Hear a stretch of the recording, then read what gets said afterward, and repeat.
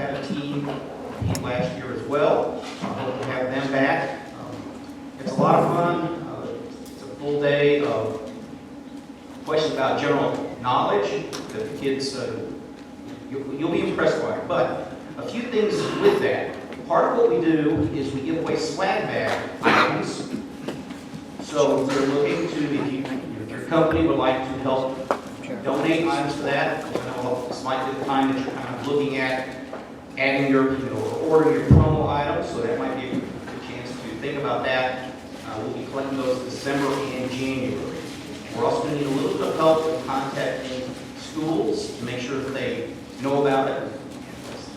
Don't mean to interrupt, but all the schools will be written, deliver the flyers to, or have flyers for them to do that.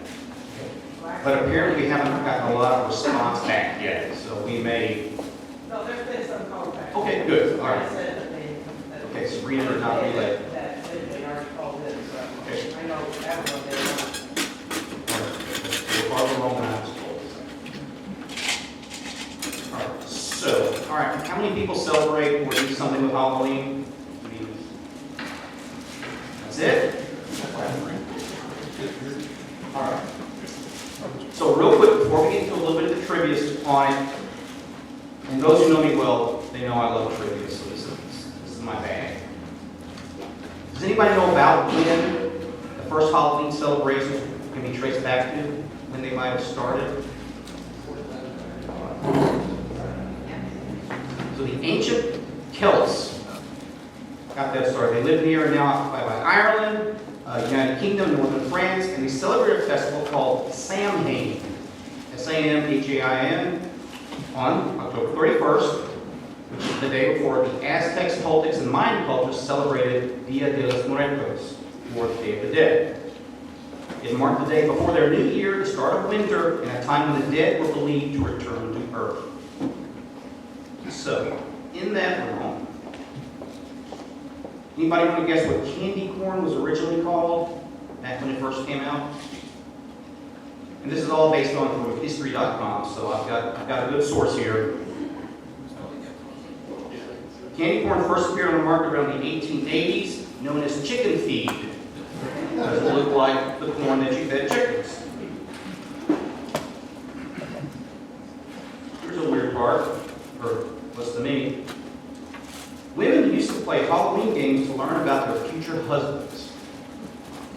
So you think about Valentine's Day being the big day, for romance. Here there was a time when Halloween was associated with courtship. The New York Times talked about in the early 20th century, Halloween activities often concerned the women's pursuit of love. One game involved cutting an apple skin off, tossing it over her shoulder, and the landed peel was supposed to indicate the first initial of her future suitor by the way it fell into shape.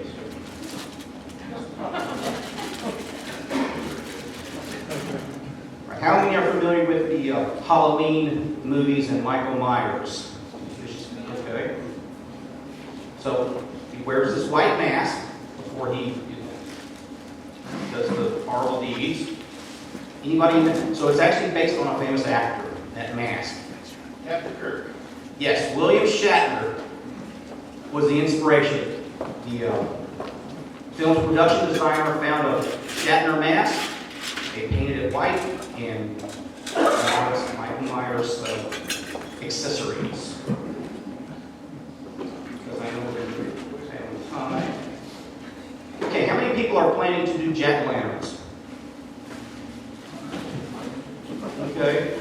So looking at the hands that were raised, y'all are a little under the supposed 46% of Americans who are planning to do jack-o'-lanterns this year.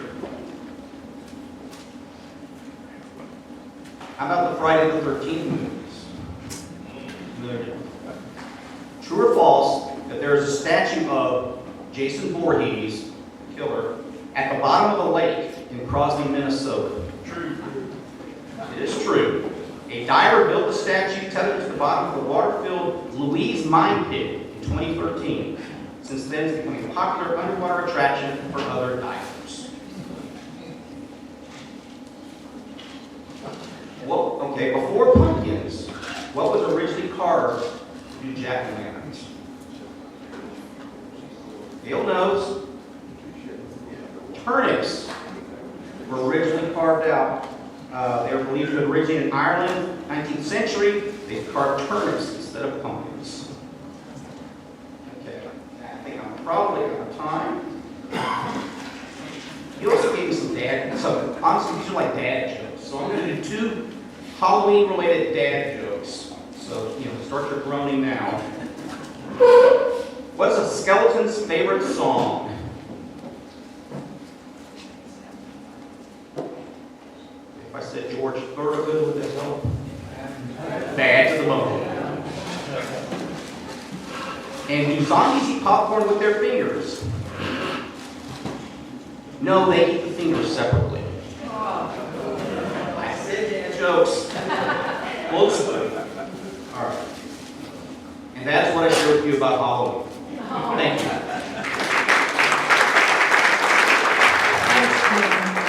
I'm not going to tell you to do the research for that presentation, but anyway, you did what you could with it, and I appreciate it. Now for the reason why we came to Rotary today. Chairman of the day, Curtis Brown, will introduce our speaker. Thank you, Rosemary. It's my honor to introduce Kristi Hayes. Kristi is the Executive Director of Unbound now Waco, and she's the founder of Be Strong Story, which helps others be loved in their communities. Kristi's worked with families and vulnerable populations for over 15 years. She's the author of the Lunchbox Note. So today was our Lunchbox is the story of loving others, based on her family's true story, and hosts a weekly podcast called Be Love, Do Good. She's also worked with Capitol Hill at the White House President's Office, and happy to have her today.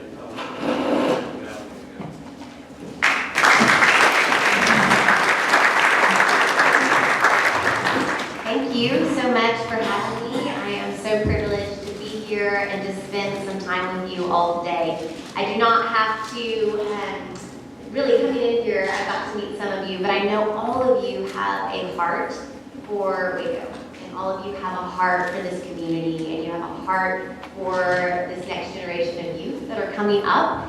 And so I'm so happy today. Thank you so much, Curtis, for inviting me, and our founder, Susan Peters, who's here as well, who stood up earlier, just to tell you a little bit about human trafficking, what that is. I'm sorry it's not really the lightest conversation for lunch, but I will say that every day that I'm in my office, there is a sense of hope and joy that we have. It is honestly one of our values. We just had our team meeting before I came here, and we go over our values and who we are, and one of our biggest values is that we are hope-driven. And so even in the midst of a very hard topic that we talk about and that we see daily and that can feel very heavy, there is so much hope and so much light, and we get the privilege of being that hope with these kids that we are serving. And so, first of all, my goal really is just to tell you a little bit of what human trafficking is, and then to truly have you leave here and feeling like you can be a part of the solution. I'm a teen girl. I grew up with all brothers, so I was kind of forced to play all the sports and do all the things. I played all the sports in high school and played sports in college, and my kids are on sports, and a team is just what I know. It's the only thing that I know, and what I've seen in just my professional life is really the only thing that truly brings together change, is when we have everyone collaborating. And the beautiful thing of my job and what I get to do is collaborate with business leaders, law enforcement, district attorneys, judges, to come alongside these kids who have been trafficked and to truly help them find light and hope. And so I hope we walk away with that today, even in the midst of something that can be hard to talk about. First of all, I just want to tell you just in its simplest terms what human trafficking is. Human trafficking is not simple, but in its simplest terms, it's when any person is forced, tricked, manipulated into providing labor or sexual service for financial gain, someone else's financial gain.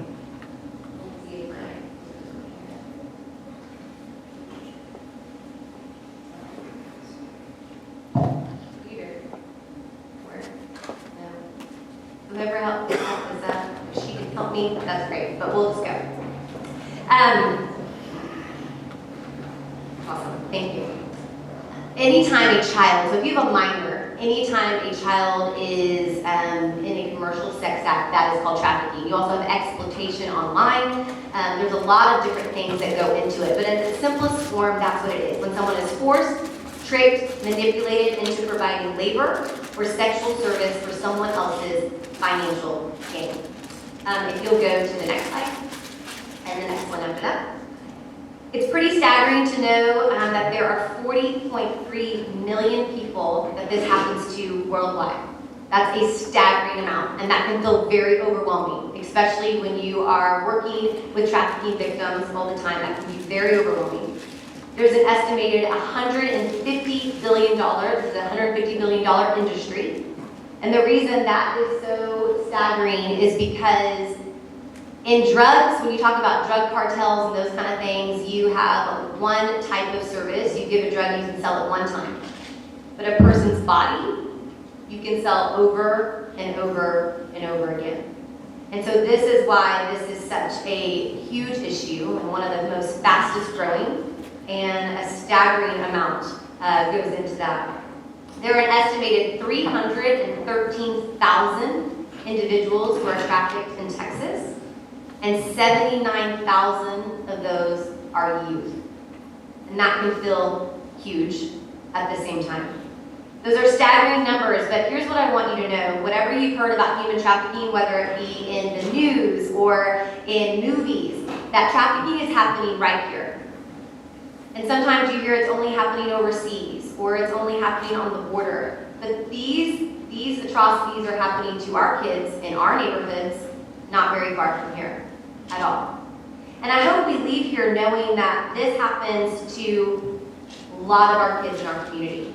Last year in our 5 Texas offices, we have 5 different offices in Texas, we served 39 counties.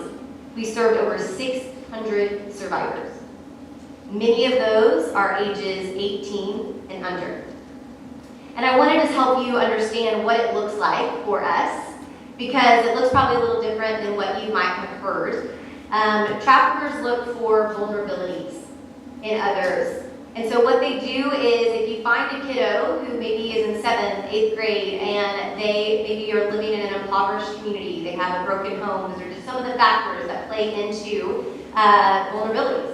And a trafficker will come in and say, well, I have this, and I can give you this, and they become trusted relationship with this person. And they say, we'll give you this, and you don't have this, so I'm going to meet a need for you. And what happens is these kids, who whether they're exploited online, or they think this person has the best for them because they're giving them certain things, they're meeting a need, then they get into a relationship and they realize this person is there to manipulate and to trick them and to force them to doing other things.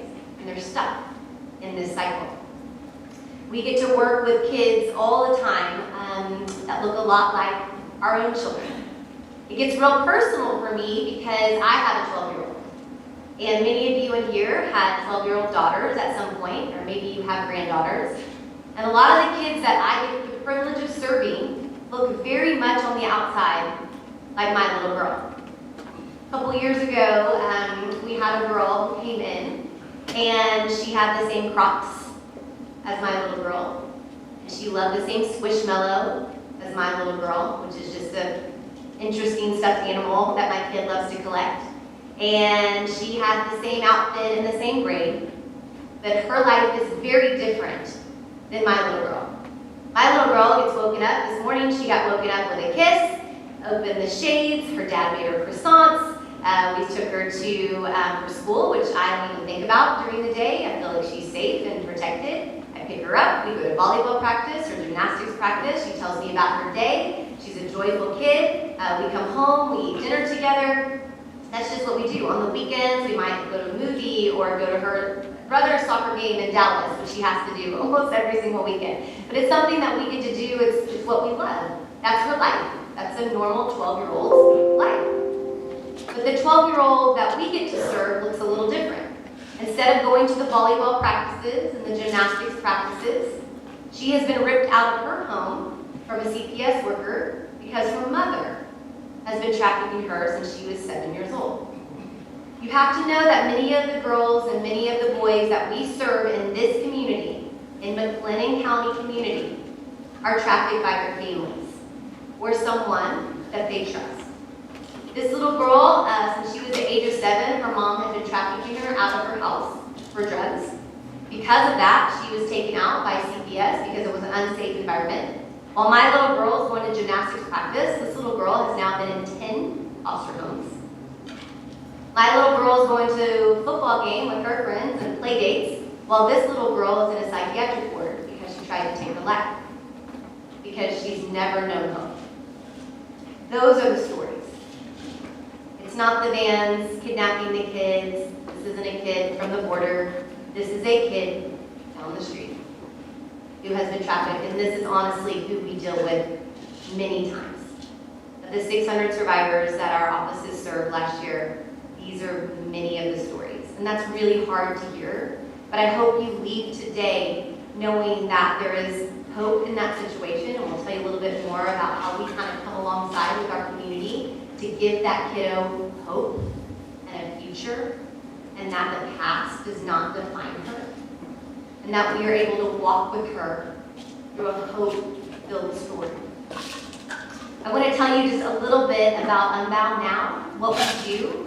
12 years ago, we were started by Susan Peters. She is our founder, and she had this vision to help kiddos who have experienced this. But her vision, she went overseas, and she saw the atrocities that were happening overseas, like many of us have seen in movies or have seen on the news, and she thought that they would do more work overseas. But what she found is that in our own town, in Waco, that there were kiddos who were being exploited online, right here. And so she took a stack of papers, that's when you printed them all out, and she took a stack of papers and she put them on our sheriff's office desk. And she said, this is happening right here. Can we do something about it? 12 years later, that same sheriff, the sheriff's office, Waco PD, we sit in a room. Last week I sat in a room with Homeland Security, Department of Public Safety, Attorney General's office, District Attorney's office, help me, who else am I sitting with? DPS, all of the players who could identify traffickers. We sit in a room together and we use our expertise together to help end human trafficking. The vision that she had 12 years ago, she never knew that we would now be 13 offices strong, 5 in Texas serving 39 counties, Louisiana, Oklahoma, and now 3 overseas. We have a $10 million budget, which makes us pass out about every time we talk about it.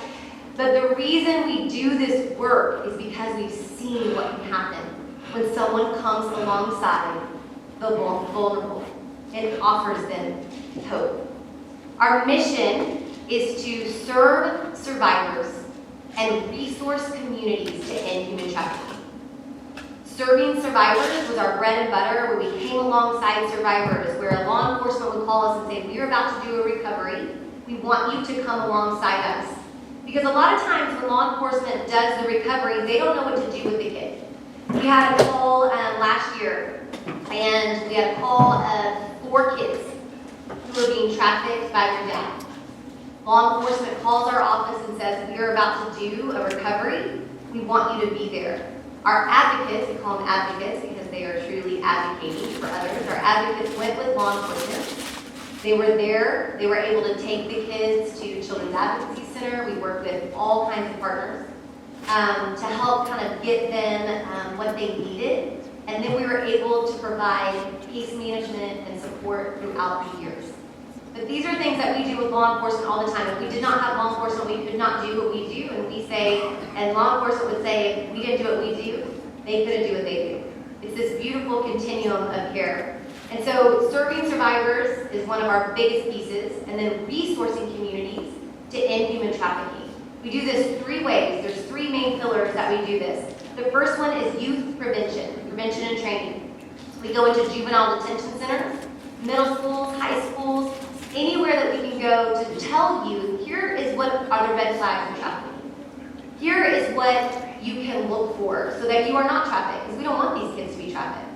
What is so interesting is that when we do these presentations, more often than not, a kid will come up to our presenter and say, that has happened to me. I just didn't know what to call it. And so then we're able to get them into the services that they need.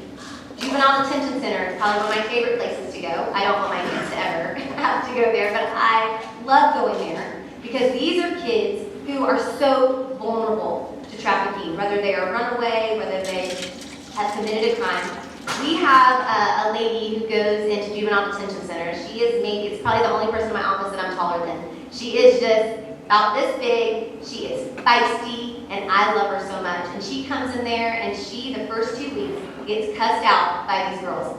She comes in there, they don't want her there, they cuss her out, and she just takes it, comes back every single week, consistent. Because these kids have never had a consistent person in their life, and so they don't trust anyone. And so if you're coming in there, they don't believe you're going to come back. She comes back, and she comes back. And at the end of that time that she's with them, she keeps coming back, however long they're in there. They build this beautiful bond with her. They love her. But there's a story that she told me a couple months ago that has just stuck with me, and I hope it sticks with you. There's a kiddo in there who was one of the most aggressive and quite honestly cussed her out the most, but became one of her favorites over time. And one of the things that we talk about is hope. Hope is something that we all probably know. Most of us know, most of us have been through our own dark situations, and we know that there's hope. We can grasp that. We know there's hope, there's light at the end of the tunnel. But for these kids, many of them have never experienced hope. They don't even know what it is. And so as my staff, Pam, is telling about this, story of hope, the girl said, Miss Pam, she said, I love this thing that you're talking about, this hope. She said, but how do I earn that? What do I have to do to get it? Because I want that, but I don't know what to do. I don't know how to earn it. And on our watch, we don't want to have any kid have to ask that. We don't want a kid to go through life and say, how do I have to earn hope? Because they've never seen it. And that's where we get to come alongside and say there is hope, and there is a better future for you. Our second main line of effort is outreach. This is a thing that I'm doing right now. These are the task force that we have all over Texas. It is one of my favorite privileges to sit in a room with law enforcement last week, with 15 law enforcement, all badges. I'm the only one in here that's not a badge. And we get to sit and use all our expertise. And quite honestly, is anyone here in law enforcement or was in law enforcement? My husband used to be a Secret Service agent, so I can talk about them because I know how they act and I know who they are. But when you can take ego out of a room for like just a second and lay a mission on the table, and everyone does it for the good of a kid that they're serving, the magic that happens out of that is pretty spectacular. The way that we can come together to build community around a kid is pretty spectacular. And I'll let you know how this works. So because we serve the survivors and we can walk with them for years, helping them get whatever they need, a safe place to stay, stable housing, doctor's appointments, counseling set, whatever it is that they need, that's what we do. And so a couple of months ago, I was sitting in the Crimes Against Children detective's office. And he's like, hey, Kristi, he's like, I have a call that I got of a girl that had been a runaway, and one of my police officers picked her up. So he calls me, or I get an email, and it's her police report. And so immediately I receive it, and she's been taken to Juvenile Detention Center. We have a relationship with Juvenile Detention Center because many of our kids are there. So I was able to call the executive director of Juvenile Detention Center and say, hey, do you have this girl? Yep, we got her. Okay, can I have someone in there, one of our advocates in there within 48 hours? Within 48 hours after the police report, after we knew where she was taken, and after we were able to serve her. That's just this continuum of care when we're all working together. But if we're not all working together, everyone's kind of doing their own siloed thing, and a kid doesn't get served. They just sit in juvenile detention center, they sit in jail, but we get to come alongside and serve them, and it is our greatest privilege. I want to give you some numbers of who, and I've only been here a year, and so I take no credit for this. I give Susan and her team all the credit for the last 12 years. But in the last 12 years in prevention and training, the youth that we served 72,612 youth. In our outreach, where we're partnering with hospitals and law enforcement and we're training, we served 127,452. And then the last thing that we do, which is our bread and butter, which I love so much, our last main line of effort is advocacy. This is where we get to walk with survivors. When someone is trafficked, we get to walk with them through their journey. We're the ones who get to say, our advocates are the ones who get to say, you know what? Your past does not define you. You have a future ahead. We're going to do everything that we can to get you there. I love our offices. We can hear everybody talking. I mean, that's not always great, but I do love it when I can hear the advocates on the phone and they're advocating, whether it be they're getting appointments for them or they're helping them find safe housing. We had one advocate a couple years ago to find safe housing for a girl. She called 79 placements to find safe housing for this girl. That is how hard it is to get these kids into safe housing. It's something that I hear all the time. One of my advocates came in who works with our adults. And she said, I was sitting with one of my adults in the Chick-fil-A line after we had been to the DMV and helped her get her license and all the different things that most of our kids know how to do, and this girl does not know how to do because she never had a family. And she sat in the Chick-fil-A line and she said, Missy, she said, I just want you to know that this is the first time in my life that I haven't felt exploited. It's the first time in my life that I feel like a real human being. She's in her mid-20s, and for the first time in her life, she felt like a real human being. That's what our advocacy partners get to do. That's what our advocates get to do. Because of this huge need for housing, a lot of times we have foster care kids. If you know Texas, foster care placement is very hard. We have a lot of homes called Children Without Placement, and they are just sitting in homes, they are sitting in hotels, they are sitting in places waiting to go to a home.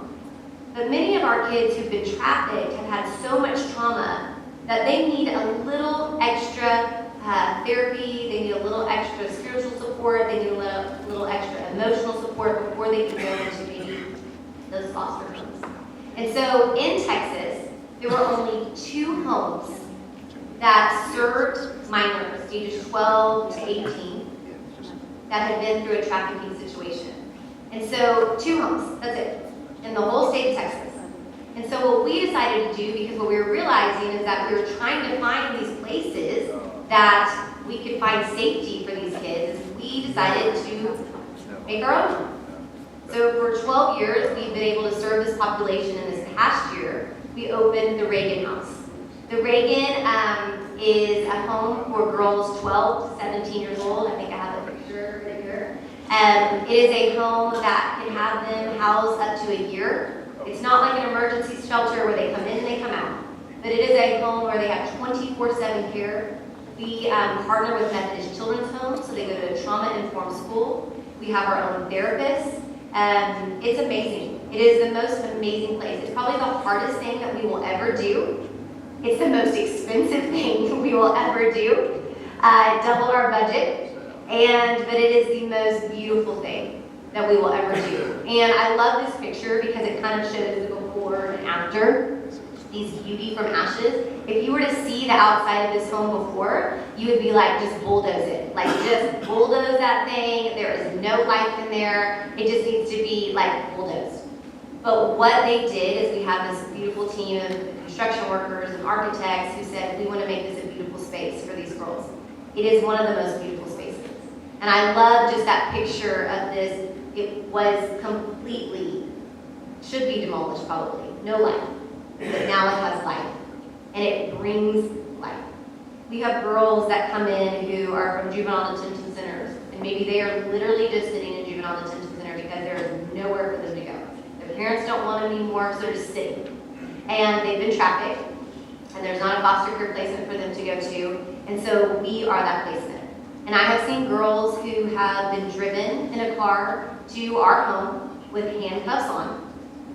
And as they walk across our threshold, our door, the handcuffs come off. And I think it is such a beautiful reminder that their past does not define them, that there is hope and a future for a better life. And we have the privilege of being able to see those stories, to see the hard and the messy. It's not always successful in the end, but to be able to work in our community and to be around people like you who can help us make a difference. And so I hope that you'll see us afterwards and that you'll ask us questions of how we can come alongside, whether it be prevention and training or for you to learn more. We have so many members of this community, whether it be businesses or resources or people of influence who come alongside around us in this continuum of care with these girls. And I hope that even though this is a heavy topic and it might have been even shocking today as you hear some of the different things that are happening in our community, that you heard it. And now you can't unhear it. And so I hope you ask yourself, what am I going to do about it? And I hope you ask us how you can come alongside and bring hope with us. Thank you so much.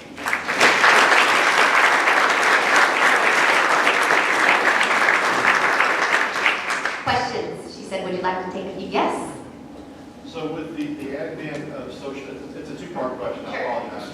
With the advent of social media, especially around these time of year, the holidays, you notice a lot of these posts of precautions, of, hey, this guy followed me in each day, or this guy drove by. Do you think, one, that helps raise awareness, or is it just some common guy that's looking at a sale sign and we're flying the big red flag for someone we shouldn't? And are you using Thorne's technology that Ashton Kutcher developed to help with some of the human trafficking and things like that? Sure. So the first one, you will hear all, and Susan, if you also come in with anything. So the first one, you'll hear all of those different things, like I think one of the ones that went around recently was like the zip ties on the car and like make sure you're watching. And those are all, I talk with law enforcement all the time, and those are all great things to be aware of. That's probably more of a kidnapping type thing or more abuse. It's probably not what trafficking is usually. And so I think it's always great. I mean, my husband is former law enforcement. He literally knows the exit route of everything. I mean, he knows where we're going. If the whole world blew up, he'd know where to go. I mean, he would always say, like, know where you are, know your surroundings, you're where it is. I just don't know that that would be specific to trafficking. Trafficking is so different, whereas, you know, we might be used to where we see kidnappers or those kind of things, but hopefully what you heard today is like it's happening in our neighborhoods, very close by. Thorne technology, I'm not sure that we have used that. However, we are using some different people and cybersecurity to do different things. We do a lot of stuff overseas as well. And so the different law enforcement that we're working with over there are very savvy in many of those things. And so that's something that we are working on and then continuing to work with our law enforcement, our consultants over there as well. So thank you. Yes, sir. I'm going to be a little naive here, but I've always thought of human trafficking as kidnapping girls and selling them to slavery. Sure. So what does trafficking mean in the context of child abuse and violence? Sure. So trafficking, again, is anytime someone is forced, coerced, manipulated into doing labor or sexual service for someone else's financial gain. However, if it is a kiddo, anyone who's a minor, it's any commercial sex act. So if someone is kidnapped and taken to somewhere else and they're, trafficked that way for sex, that is trafficking, for sure. But I would say the percentage of that compared to what we see is very different. So let's, for instance, a kid that's being trafficked by her mom. A dad might be trafficking their kid because they need rent money or because they're addicted to drugs. And so they're literally selling their child for sex to get that money. That is a financial gain. They are using their child for financial gain, if that makes sense. It's not pretty, but I would say many of the times, many of the people that we work with, that is happening. And that's the ugly part of it for sure. Yeah. So it's all of that 13,000, that's an annual figure. What percentage of that figure is girls that are being kidnapped and sold as slaves? Very small. So small percentage. A lot of it, and if I could just throw this out there. So prostitution, for instance, whatever different opinions are on that. I would say that many of the women who, let's just say they're adults, we also work with adults. And this just helps. I was talking to law enforcement the other day who we were doing a STEAM together. And he said, well, some of these women have the choice to do this. And I said, okay. I said, let me just encourage you to think about something real quick, just because this is my life and this is what we do. I said, I asked my director of advocacy the other day, all of the women that we serve in prostitution, how many of them were exploited as children? She said 100%. So I said, I'd like for you to look, instead of that 30-year-old who's making that choice, I'd like for you to look at the 9-year-old that she was, the 10-year-old that she was, the 11-year-old girl that she was, who was exploited her entire life, and that's all she knows. And so I think when we look at it a little differently, and they are being trafficked.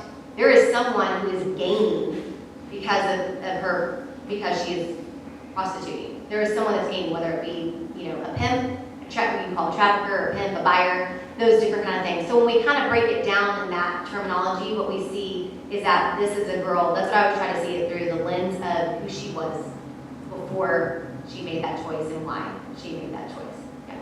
Thank you. So, you and then you. Yeah, go ahead. If we run across somebody who potentially a victim, isn't there a hotline we can refer to? Yes. What is it? Thank you for asking. So we have the National Trafficking Hotline, and it should be on my is it not on my PowerPoint? What is that number? It's on my phone. Do you have it on your phone? Okay. Let her get it from me, and then I'd love for you all to put it in your phone, because that is if you identify or if you have red flags, and there's lots of red flags. I mean, I can come and teach. All of our prevention teams can come teach about all the red flags. So, yeah. Did you have it? Yes, as far as volunteer opportunities, take away from this meeting with all of us, what's one thing you believe you want all of us, other than knowing all this? Yeah. Are there opportunities for us to participate in small roles, understand more about how to identify? Because there's a lot of things that just you don't see. Sure. Visually, we have the obvious on. Sure. So there's tons of volunteer opportunities, and I can talk with you after. We have, if you go to info@unbound.waco, or I'll give you my card after. We need people who are doing prevention teams. We need people to go into JDCs. I already scared you because people are going to cuss you out the first time. Not all of them do. But those different, we need people in those spaces. And then I would just, honestly, like my heart is getting out of our bubbles and seeing others. And so I think for me, we have a saying in my kid's life. They've had it since their kindergarten. Every day they get out of the car, and it's eyes wide, light shine. And every day that we would take a second, instead of looking at our phones or being preoccupied and all the things that we have to do, I'm the biggest, I do that all the time. That we would lift our eyes and that we would see others. And sometimes we can notice some of those things that we wouldn't have noticed before, or see a broken family or see brokenness, and then I encourage you to engage and figure out how you can be in the lives of some of these kids who could fall through the cracks if someone doesn't see them first. Yeah. Yeah. If you identify something, you think you feel there's something going on, what's the best way to do it without embarrassment and stirring up something that's physically?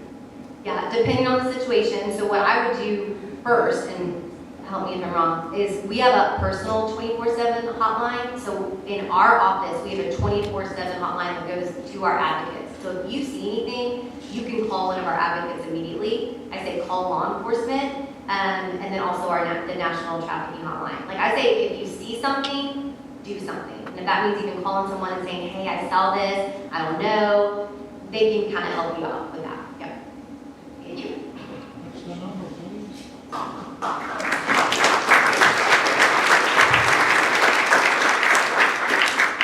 Kristi, that was a wonderful program, so educational. I think it touched everyone, and we'll make sure that we have all of your contact information and those numbers in our Rotary office, so if anybody wants that information, we can get it out to them.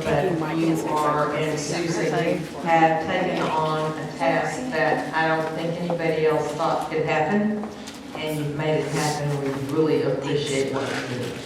We really do. We hope to have you back. I want to re-welcome our guests today. Thank you for coming. I also want to recognize Brenda Light. She is the lady that makes all this magic happen, meeting here at the Lee Lockwood Library. You can see our technology is much better. Everybody can hear us and see the programs and things like that. She does that. She makes sure the room is set up, and the best part is she's given us space in this magic closet, so we don't have to carry the badges and the bell and the banners back and forth every time we meet. So Brenda, thank you so much for hospitality as well.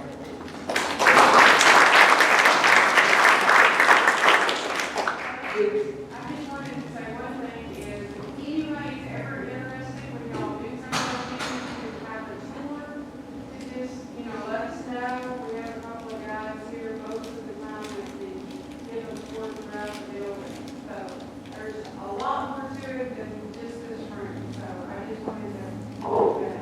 All right, we'll certainly mention that for maybe after the meeting or before. We can work that out. Thank you. It's worth it. I've been to some of the spaces here that you would be amazed, absolutely amazed. Well, Levi, we appreciate you being our first student guest this Rotary year. We wish you luck. We want to thank your mother and the folks from Axel High School being the first one this year, and we wish you well. Our next meeting is November the 13th, and I promise you it will be our Rotary District Governor, Bob Crouch. Just to explain, at the beginning of this Rotary year, we had a program calendar for meeting on Tuesdays. And then we had a Rotary calendar for meeting on Mondays. And it got crossed with Bob's appearance, so he wasn't negligent last time that he didn't come, and he is coming on the 13th, and we hope that a lot of you all will attend. He has a great message.